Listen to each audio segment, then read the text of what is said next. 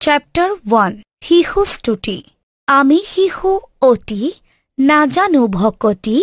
ৰঙতে সদায় মতি সকলোৱে কয় তুমি দয়াময় তুমিয়ে ল'ৰাৰ গতি ল'ৰাক শুনিছো তুমি ভাল পোৱা মাতৃকো অধিক কৰি তেন্তে তুমি কিয় লুকাই ফুৰিছা ল'ৰাৰ মৰম এৰি ধ্ৰুৱৰ চৰিত প্ৰহ্লাদৰ কথা আইৰ মুখত শুনি কিয়নো নেদেখো কেতিয়া দেখিম থাকো মনতে গুণি দিয়া দিয়া দেখা হেৰা দয়াময় আমাকো মৰম কৰা তোমাৰ কোলাত তুলি লোৱা প্ৰভু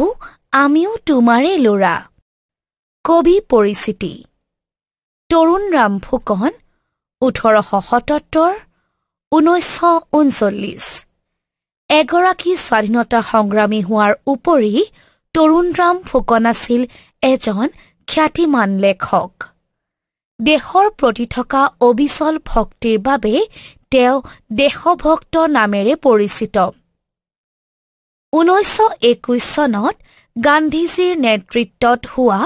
অসহযোগ আন্দোলনত সক্ৰিয় অংশগ্ৰহণ কৰি তেওঁ কাৰাবাস বৰণ কৰিছিল